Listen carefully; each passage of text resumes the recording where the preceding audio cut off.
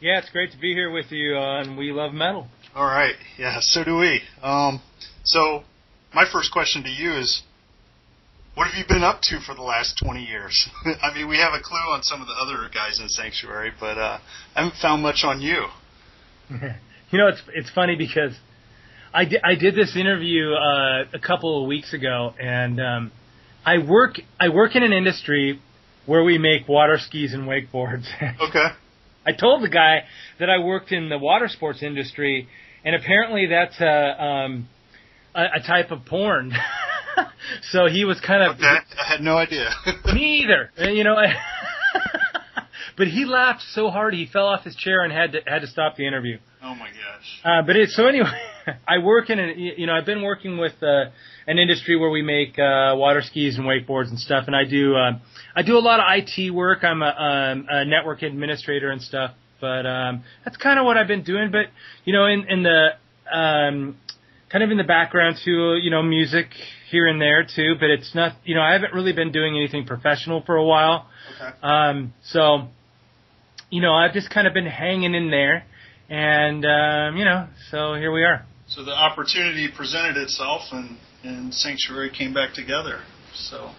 Yeah, we had always kind of talked about it. It seemed like it was one of those things where, you know how you see somebody and you're like, yeah, we got to get together someday kind of thing, and sure. it never happens. It was kind of one of those things where it just seemed like we'd always kind of say things about it, but it would never really happen. And, I always had a couple of songs that I was kind of hanging on for Worrell. I thought they'd always be really great for him, and eventually we decided to pull the pin, and actually try it. There was a couple years back, I think it was in 2009, there was a video game that came out called Brutal Legend, and they used one of our songs for Battle Angels, during the gameplay and everything. Okay. And so we kind of got to talking a lot, when that whole thing was going on, and we're like, maybe we should just really do this. We should just get together and jam, and we did, and suddenly it was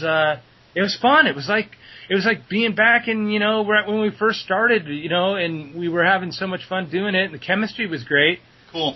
That we decided, let's write a few songs, and one song led to another. Yeah, well, that was kind of my next question is, you guys hadn't worked steadily together for 20, 25 years, so now you're back with The Year the Sun Died. How easy or difficult was it for you guys to come back together and write that album? It took a little bit of just sort of getting back on the horse, but I know, for Worrell and Jim and Dave, they were pretty comfortable because they were playing around in bands. I hadn't been in bands for a little while. I'd kind of sold off some of my stuff, and I was really into like acoustic blues and stuff like that. Okay. And I kind of started playing it kind of in a little bit of a different style, and it was kind of cool for me because it made me look at things a lot differently when I wrote, and it kind of gave me a fresh perspective. But it took a little while to ramp up to that because it's weird when you start playing sort of a different style of music, in which acoustic blues is obviously way different than Sanctuary. Sure. And I did that really kind of exclusively for a while. Once I got back into the more of the metal stuff, it took me a little while to kind of warm up to it. But it's muscle memory. It comes back. It's just a matter of putting in the time. Sure. But yeah, once things started rolling, we just started developing different songs and different ideas, and we all kind of had different things going on. So it took a little bit of time. It took a little more time than we wanted it to. But now I think we kind of have our groove, and I think that when we approach the next recording, we kind of know how to handle it. So. Okay. Yeah. I'm sure that being kind of away from the group, you kind of have to feel your way back through it all. Yeah, it's a little bit of a process, but you know what? it was fun because it was for me especially, it was like starting over. So it was like brand new when you're a kid and you're in your first band and everything's so exciting and you're naive and everything. I felt like that kid. It was like, my first time, you know what I mean? And it felt like that when I was writing certain songs. I was really excited about certain parts that, a lot of times you kind of get jaded, I think, and you're just like, oh, okay, yeah, another part. But, I mean, for me, it was a really fun process. Okay, good. Did it feel kind of like a family reunion then when you got back together? Yeah. Yeah, it did. And Loomis was involved there for a little while, too, when we first started the reunion. Oh, okay. I didn't know that. Yeah, he was in the band for about 6 months. Right when we started out, I just said, hey, the plan was to run Nevermore and Sanctuary concurrently. And, so I asked him, I said, hey, man, you were in Sanctuary before for 6 months. What do you say we give it another shot? And he went for it. And, when he quit Nevermore, he also quit Sanctuary for obvious reasons. Right, yeah, and kind of went on his own solo gig. Yeah. So, yep. All right, cool. I had a chance, I don't know if it was just released today, but listened to Arise and Purify, I don't know, probably 5 or 6 times at work when I should have been doing other stuff. But killer song. I like the little kind of slide riff you have there in the instrumental sections. I'm not sure how to describe it exactly. It's kind of like an octave echo slide thing, and in fact, that before we came up with actual titles, we used to call it the octave slide. Is that song, and I'll assume it is, indicative of kind of what we're going to hear from the rest of the album? Yeah, there's a little bit of everything. There's, I call it moody. There's a lot of moody stuff. There's some really intense stuff, but there's some kind of moody, groovy stuff too. But yeah, the production is cool. That's one thing we're really proud of, is that the production ended up coming out great. That was one thing that we were always kind of, we love Refuge Denied, but we always kind of felt it was lacking in production. And I don't know if that's just a product of that time or whatever. Yeah, but the late 80s, yeah. Sure, yeah. It just didn't, I don't, when you listen to that now compared to our new one, the new one it's just fat. Yeah. All right. You said you had some ideas bouncing around for a while. Actual recording, writing, recording. About how long did that take you guys? Well, we're kind of slow.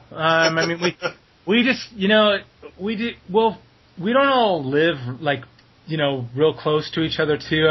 3 of us live in Seattle at the time. We were kind of spread apart. So it took a little while, and everybody was kind of working on their own project stuff too. So, it almost seemed like we weren't really in a hurry. A lot of times, bands, obviously you have, touring schedules and everything, and, you release something and then you're out there and you tour and blah, blah, blah. And then, right. We just kind of like, well, you know what, we're going to make it right. And we want it to be really cool. We want people to like it. We want to like it. And until we feel it's right, it's not coming out.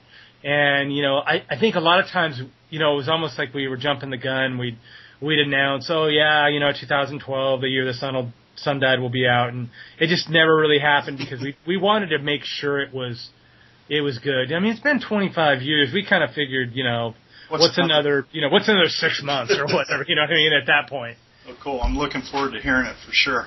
And we're hoping that, on the next recording, I don't think it's going to take that long. It's not going to, like this time when we got together in 2010 and, before it was finally done and everything, it was 2014. I think, you're looking at more like the normal, 2.5 years before the next one will come out. That's what we're planning. We're already starting to write and stuff, so. All right, good. Well, I'll put it on my calendar for that review too, so. Cool. Just kidding a little there. I want to throw some kind of personal questions, not too personal at you, but I kind of like to delve into some different things. First, about the music. Do you have any formal training, or were you self-taught? Maybe a few lessons and just kind of did it on your own? How'd you become a guitarist? God, you know, a little bit of everything, but not like any really strict formal training. Uh-huh. I mean, it was weird, man. It's actually a weird story. Like when me and my cousin Sean Bozo was my cousin, or is my cousin, I should say. Okay. And you know, he was the other guitar player. Right. And I remember the day that we bought a guitar. We were actually at a record store. We were at a record store buying one of our favorite metal albums, and we looked down and on the floor, and this guy, underneath this guy's foot, there's a $100 bill sticking out underneath his foot. And he moved his foot to walk away, and I reached down and grabbed the $100 bill. We're like 14, 14, 15, something like that. And literally we took that $100 bill and ran across the street to the music store because there was this guitar we were looking at in the window, and we're like, damn, someday if we had $100, we'd buy that thing. And sure enough, did we not get $100 that day? And we went over and bought that guitar, and we just shared it, and kind of learned how to play stuff. And we had friends that would show us ideas, and then later on, I did a little bit. There was a local guy here. God, I can't even remember what his name was, but I went, had a few lessons, but it was pretty minor stuff for the most part. It was just one of those things where I just kind of figured stuff out. Okay, sure. Seems like that's kind of the standard for a lot of metal guys. So. Yeah, nowadays it's easy. You just turn on YouTube. Yeah, it's awesome. You know what I mean? I know when I was doing a lot of the acoustic stuff, if I wanted to know something or know how to do it or a new technique, I'd just put on YouTube and it'd be like, damn, this is great. It's just a unlimited free stuff on here. All right. Hey, what are some of your interests outside of music and, work too? Does kind of work influence your extracurricular activities like wakeboarding or anything like that? Oh yeah, I used to do quite a bit of it. We have a boat, and sometimes we'll go out and wakeboard and water ski. We have an RV that we go camping in and stuff like that. Haven't done it for a little while, but been a little bit busy with the band. But yeah, we have a place up in North Bend, Washington, and it's on a pretty nice piece of land. We have a couple acres out here and have a barn that I have a studio in, and this is where we did most of the record out here. So, nice. It keeps me busy as hell because there's, having a fairly good-sized piece of property, there's always something to do, and we got a boxer puppy and everything, so I'm always busy. Okay, cool. What's your family think about, Lenny the Metalhead? It's it's funny. They're pretty supportive. My mom was pretty supportive. She passed away She passed away the year we got back together, and I remember when I told her, I said we're getting back together, and she said, are you sure that's something you want to do? Of course, I would always support you, but of course she was a mom and wasn't sure if it was the right thing to do because obviously it worked out for us, but we obviously decided to hang it up at some point. But yeah, they're pretty supportive, and it's weird too because like at work, the place that I work at, I work at a like I said for water ski companies. I work for a bunch of them, but for the longest time, nobody even knew. I didn't talk about it. I'm kind of the anonymous guy there. I don't really, talk too much about it. But every now and then somebody would find out about it, and it'd be it's kind of a weird deal. Everybody like, oh man, we figured out you were in this metal band, and so it's kind of it's kind of a cool thing. Every now and then at work, people will find out about it and get a kick out of it. Yeah, that's cool. Yeah, I think a lot of the people I work with have no clue, so which is okay. Of course, I'm not in a metal band. Right. Yeah. Talk about tour a little bit, and hoping a tour's coming up. But the first question is, I'll assume that you get your biggest and best reception in Seattle. What would be the next best reception for you guys, maybe in North America specifically? Well, we haven't. So since I can tell you back in the day, because see, now we've only played in the U.S. We've played Atlanta. Yep, which I missed, by the way. Yeah, that was great, by the way, and I would have to say that was definitely a close number one, man. That was great, Prog Power. Those guys, Glenn Harveston and everybody there, they're just great people. That was great. New York was great. We also played in Minneapolis. That was pretty cool. But Seattle's, I would have to say, is right up there. Obviously. And as far as touring coming up, we do a West Coast tour starting on November 14th. Okay. And it starts in Seattle. And it goes basically down the West Coast. We hit Portland and Vancouver and Phoenix and Vegas, Anaheim, and San Diego for now. And then the plan is to hit as many places as we can. It's not going to be just a one-off thing. We're hoping to get everywhere we can. I mean, obviously we may have to stagger it because unfortunately, we're not getting rich off this, so we have to work too sometimes. So. Sure. But yeah, we're hoping to get everywhere. It's we definitely want to do an East Coast thing, and hopefully in the Midwest too. All right. Well, that's good because that's where I am. So get out here. We're waiting for you. Where are you at? Chicago. Oh, cool. Yeah. Oh, we did play Chicago. I've only been here a year, so. Okay, yeah, we played. It was called Joliet. Mojo's in Joliet. Yeah, that was it. Yep, that was it. Right by the casino. Pretty good venue. So, yeah. All right. Last question. And this is a We Love Metal standard. Our site owner, Bill, always loves us to ask this one and kind of get some guidance for the youngsters out there. So, what kind of advice would you give to young bands who are just starting out? Man, it's so it's so much different now. I think Yeah. I mean, before it was just like you just practice, and just go for it. And I think too, one thing we always did was we took it serious to the point where, I mean, a lot of things were almost like a dress rehearsal, and we just went for it, you know what I mean? And we always thought really big. Now, I don't know if it's all that important. It seemed to work for us, but we always kind of imagined ourselves, in the big time. Now, whether or not we really got there or not, I don't know. But I mean, and I think another thing too is you have to put yourself in the situation.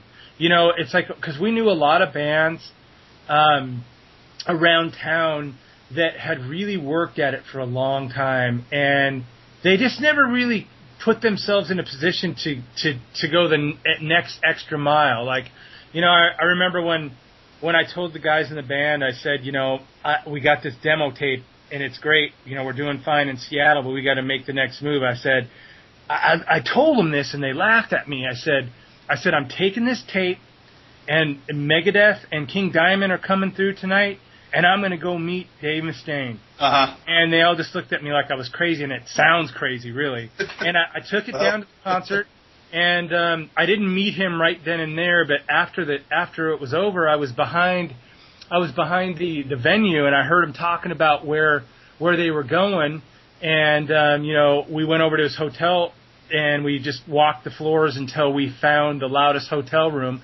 We had a couple of girls with us, and we pushed the door open. The door was slightly open. We pushed it open, pushed the girls in there, and it distracted those guys. We walk in, and I started talking to Dave. It was cool. I was a little apprehensive because Dave has a little bit of a reputation. Yeah, and especially then he did. Yeah, and man, me and him hit it off. I was surprised, believe me. And he was, me and him sitting there drinking Cavassier, and next thing I know, I get him down to the car to listen to the tape, and he's into it. And I guess the moral of the story is sometimes you got to step out, and you got to find a way to go beyond. I mean, it's great to get out there and play and get your name out there, but sometimes you just got to make that extra move. Do that thing that might not seem like the most logical thing to do, maybe. Yeah, I mean, crazy. I mean, you know, I think back now and I'm like, yeah, I'm going to go down and give this tape to somebody. Right. You know, of course you're not going to do that. But it happened. It was weird. That's cool. That's a great story. I think the internet's changed it all, though. So. Yeah, definitely. All right. Well, hey, Lenny, thanks a lot for taking the time tonight. Really appreciate it. Looking forward to the year the sun died. And any last words for the fans out there listening? Yeah, just be looking for us. Hopefully we'll be coming to your town soon, and check the album out. I think it's got a little bit of something for everybody. I hope everybody enjoys it. All right, cool. Thanks a lot. All right, man. Thank you.